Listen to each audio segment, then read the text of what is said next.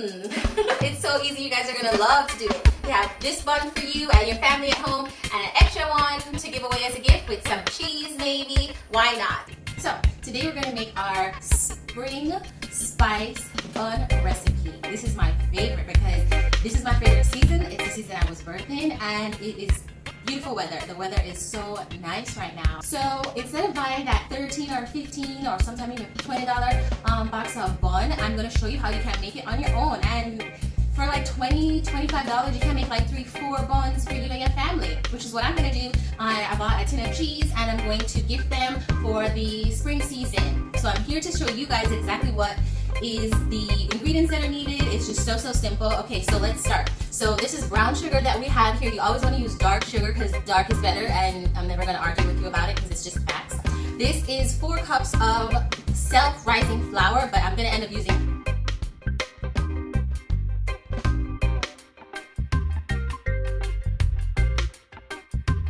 for this particular recipe. And you always want to get self-rising.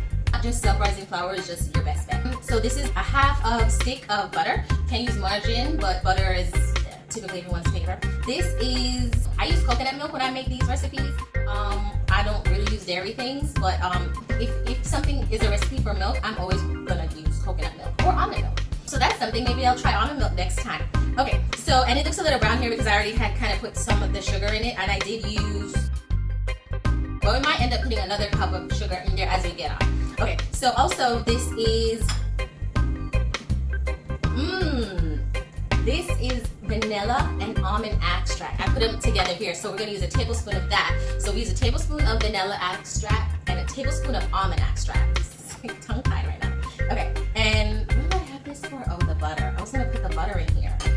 Let's see. I was trying to be really visually beautiful and not have this one played here, so there you go. A little bit of a OCD perfectionist. Okay, so don't be like me because I take too long to do everything. So this is browning in a bottle. Hey, okay, so this is browning. This is like supposedly 2 tablespoons of it, but you want to use to your liking, but you want to make sure it has a really nice brown, rich, deep, rich color. The bun. So this is cinnamon. This is 1 tablespoon of cinnamon, 1 tablespoon of nutmeg, and this is 1 tablespoon, a little pinch more of baking powder. I love putting baking powder in everything and anything I bake. Even though I'm using self-rising flour, I don't care. I want my baking powder in there. It just helps it to always stay. Okay, so this is our stoat, and we're gonna use a half a cup of that. What is this? Oh, this is the aniseed. So aniseed traditionally is like A-N-I-S-E-E-D. If you're lucky enough, or you're in like a Caribbean area where you can get these kind of tropical ingredients, or at least international herbs. It's great. If you can't, the sister to this, twin sister I want to say, is it's spelled A-N-I-S-E seed. So don't be discouraged if you can't find A-N-I seed. You can use the sister version, the sister version, which is A-N-I-S-E seed. Mostly the Spanish has these products, so you can find it in like the Spanish markets and things like that. If you have a Spanish supermarket around town, you can go and find this if you don't have a Caribbean market in your area. Did I tell you about this? Oh no, the fruits. Okay, so this is the mixed fruits. It's raisins in here. I actually did use some currants also, which is like the tiny raisins if you've never seen them before. And then you have your tropical mixed fruit. So this mixed fruit is a little hard to get if you're not in the right area, the right markets that will have that. The reason why I say that is because it's like different dried fruits. I think it's like lime and orange for sure because you can smell the citrus in it, and like maybe lemon and stuff or whatever, but it's like dried, chopped up fruit. So if you don't get that, it's fine, don't worry about it. You can use your raisins. I use some currants in there and your cherries. That's it. If you ever see it says cooked fruits, that's what it's saying. You need to steep them fruits in some wine and some rum and get it to swell up. Good. So this is the cherries. Now, when you buy the cherries, do not get just regular cherries in syrup because that's not the mixture that you want. That's not the consistency of the cherries that you want. You want to get the cherries that are in like the cherry juice, more like for the cherries that they use for cocktail drinks. So that is the cherries that you want to use in these recipes, or at least in this one. At least a cake recipe. Unless you're making cheesecake. If you're making cheesecake, you want to get the cherries in the cherry syrup, right? Okay, good. We did leave a few whole ones because we're gonna like cut these in half and put them on top of the batter before we put it in the oven. That is a signature of Spice Bun. Okay, so the rest of it is all chopped up and everything like that, so that's gonna go in the mixture with these two as well. So now let's get started. The first thing we're gonna do is mix in the spices in with the milk and the sugar. We're gonna make that mixture before we start to batter the flour. So let me get my apron on and let's get cooking.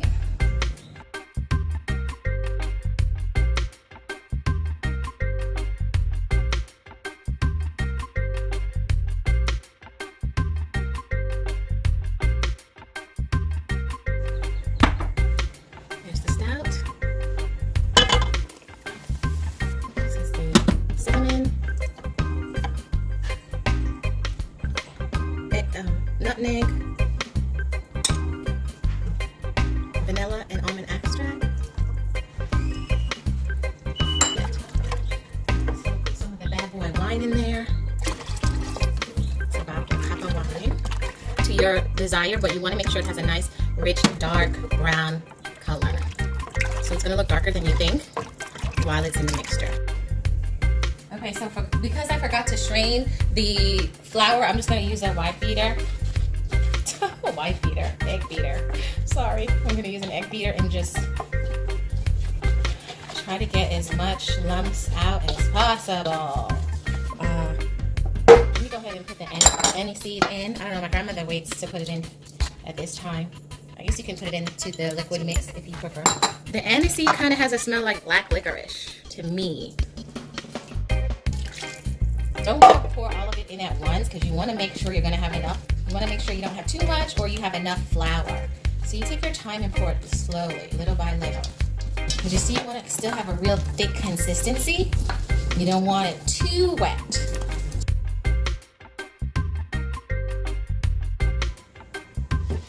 You want to make sure it's like halfway in the pan is a good measure because you want to give it enough room to rise up in the pan, in the outside of the pan. So now it's time to put the cherries on top of the bun. This is the final step before it goes in the oven, and you gotta do this. You have to have the cherries on top because it makes everything make sense.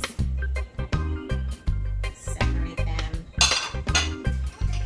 Okay, so let's put these bad boys in the oven. I've already preheated the oven to 325. You wanna have your oven on 325. It's gonna cook for about an hour, hour and a half, depending on the consistency of your oven. So I would definitely check them in an hour, but do not open the oven before that, because if you open the oven before they're actually cooked and risen up, it's gonna go flat line.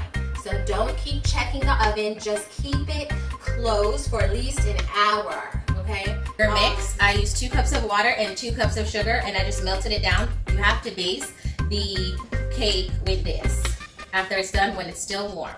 This is the final stages of your Spice Bun. You cannot skip this step. This is going to give it like that gloss that bun has. Thank you for joining me today. I really hope you enjoyed this recipe of Easter Spice Bun. And I hope you join us again next time right here on Cooking with Black Girls. Bye.